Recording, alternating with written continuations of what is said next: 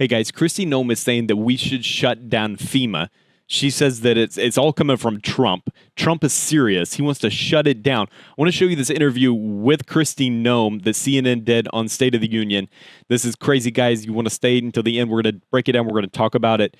Check this out. And don't forget to leave a like, guys. I appreciate you. This, as you said, the timeline for how long people are going to be there depends on whether or not anybody's going to take them. Right.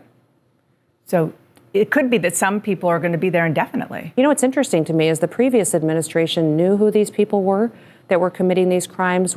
They knew where these folks that had final removal orders were in our country, could have negotiated agreements with these other countries to take them back home, and didn't. And we saw countries like Venezuela release their prisons and their mental health what are you doing individuals now? to come to the United States. Are you comfortable that you're going to be able to not keep them there indefinitely? I'm super thrilled that Secretary of State Rubio has been actively going out and negotiating, taking people home. So that's part of all the decisions on when we identify people in communities.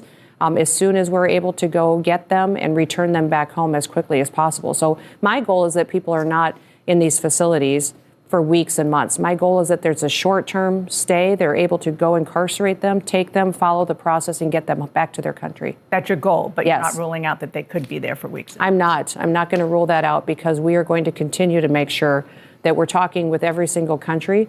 But it's not an option for us to leave people here illegally anymore. American citizens have been put behind people who have chosen to come and break our laws, and that's not going to happen anymore. You run a very big agency. Yes. Immigration is one of the parts of it, and FEMA is another. Mm-hmm. On X this morning, Elon Musk said, quote, FEMA is broken, and he said so in response to the suggestion that he shut down FEMA entirely. FEMA is, of course, funded by Congress, has repeatedly been authorized in statute, including by laws you voted for when you were in Congress. Can and should Donald Trump shut it down? He can, and I believe that he will do that evaluation with his team, and he's talking about it, which I'm grateful for.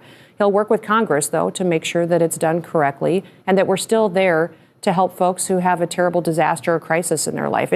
He's been very clear that he still believes there's a role for the federal government to come in and help people get back up on their feet. But there's a lot of fraud and waste and abuse out there. And since President Trump has taken over and come back into this administration, we've seen incredible changes. What's your recommendation to him? You know, he's talked a lot about doing block grants to states and to local officials. I was a governor, and when I was governor of South Dakota, we saw 12 different natural disasters that hit our state and that were FEMA related, that we had FEMA disasters. So I know it from that level, and I knew every single time that I and the local county emergency management directors, the mayors, the city councils, and the county commissioners, they made way better decisions than the people in Washington, D.C. Whoa. If the president came to you and said, you're my DHS secretary, do you think I should get rid of FEMA? Get rid of FEMA. What would you say? I would say yes, get rid of FEMA the way it exists today.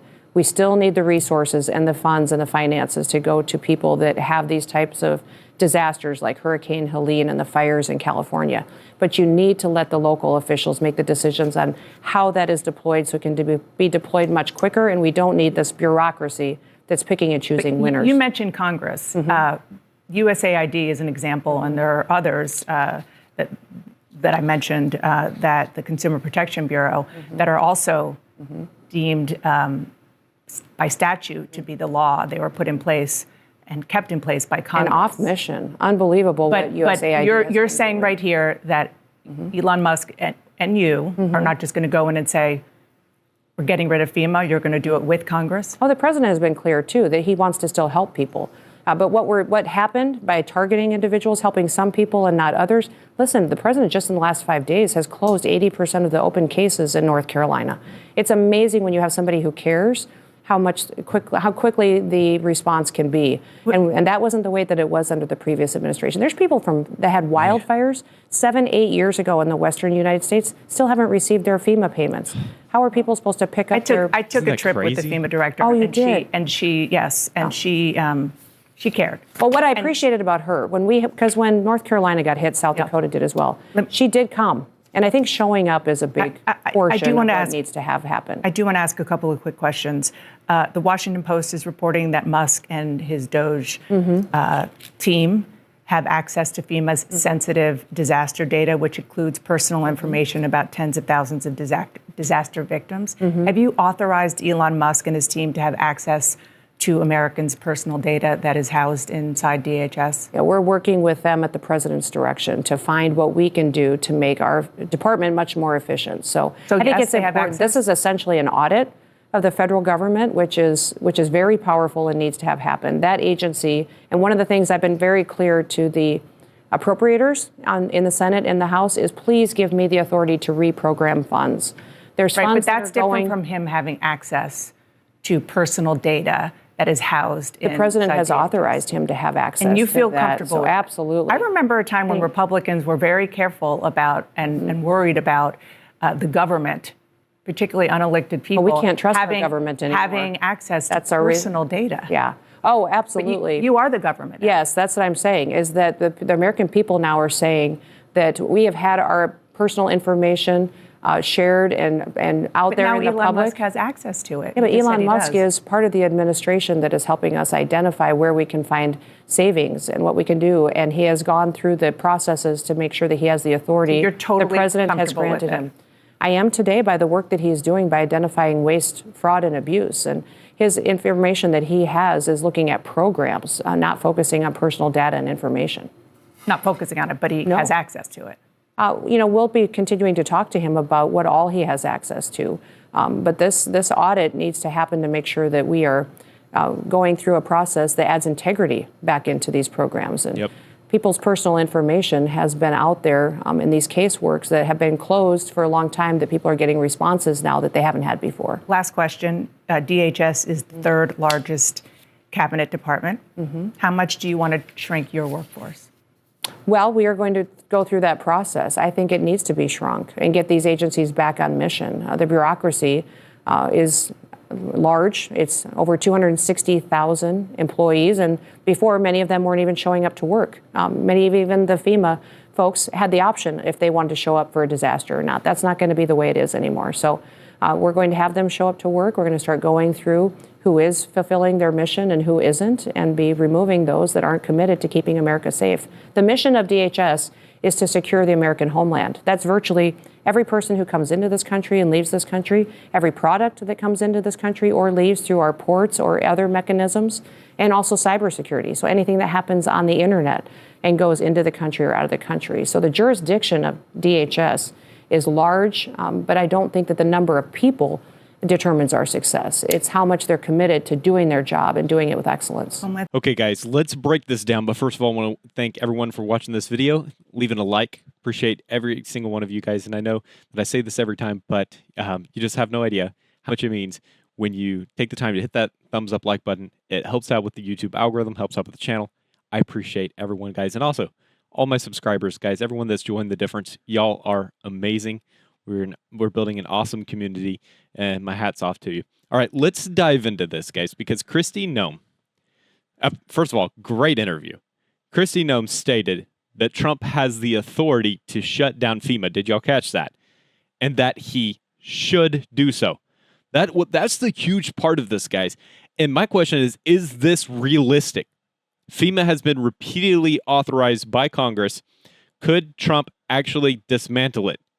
Right? I mean, what would replace FEMA? Think about it for a second. Think about the options. Noem suggests shifting control to state and local governments. Would this make disaster relief more efficient, or would it create chaos? And then let's talk about Elon Musk for a second, because she was talking about Elon Musk. Elon Musk reportedly has access to FEMA's disaster data, including information on tens of thousands of disaster victims. So why is Musk involved? Well, listen to what Noem said. Noem describes it as an audit to root out waste, fraud, and abuse. Y'all are familiar with the DOJ committee. Should Americans be concerned? Does this raise privacy and data security concerns? Would conservatives have been okay with this if it were happening under Biden? Guys, I'm just trying to ask the questions and put the truth out there, okay? Now, first of all, I'll tell you this. I'm so excited about what Elon Musk is doing. So don't get me wrong. I'm just trying to ask the questions that need to be asked, okay? Now, let's talk about immigration for just a second. Noem criticized the previous administration for not deporting criminals at the beginning of the video with final removal orders. She claimed that countries like Venezuela were emptying their prisons and sending criminals to the United States. If this is true, then why wasn't this addressed earlier?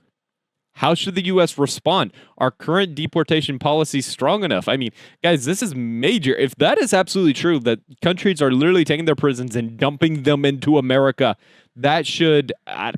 it triggered me, guys. But when you look at the bigger picture, Noem suggested that Trump would shrink the DHS. Now, I love that she said that and remove employees who are not committed, keywords not committed, to securing America. I love the fact that CNN's like trying to put her on the spot and saying, hey, would you shrink your own? She's like, yeah, 100%. So is government bloat a problem? Absolutely. Should federal agencies be reduced in size? 100%. Does that risk weakening key services? Absolutely not.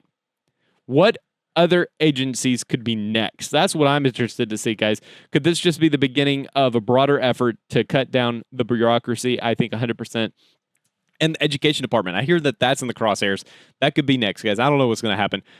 Let's talk about Trump compared to Biden now. Noem claimed that Trump has already closed 80% of open immigration cases in North Carolina.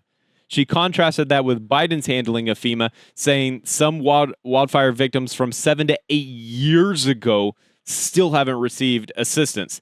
So is Trump's leadership more results given? I think that that's obvious. Is this political posturing? No, this is what happens when you actually make things happen. Does FEMA's inefficiency prove that federal disaster relief is broken? Let me know what you think, guys, because I really want to know what y'all's thoughts are. Is shutting down FEMA a realistic goal? Or is it just political theater? Hit me up in the comments. What would disaster relief look like under Trump 2.0? I think we're about to find out. And also, let me know what you think about Elon Musk. Does his involvement in government audits set a new precedent for private sector influence? And how much should the federal government be involved in handling national crises? Drop your thoughts in the comments down below, guys, and answer this question too. Let me know. Should Trump shut down FEMA? Yes, no, maybe you don't know, maybe you need more information. And also, do you trust Elon Musk with the kind of power that Trump is investing in him? Y'all know Elon. He's brilliant. He's intelligent. He's crazy, right? Like he is, whatever he thinks he says. There's no filter on the guy. He just goes in and he makes things happen. He shreds red tape. This guy is the red tape shredder. And right now, he's the bureaucracy shredder. So let me know what you think, guys. And also, I appreciate all the support, guys. All the likes, all the comments, subscriptions, guys. If you're not a member of The Difference, hit that subscribe button right now. Join The Difference. New videos every day, guys. So appreciate all the support. All right. Hey, everyone have a great one. And I'll see you a little bit later with another video. Peace.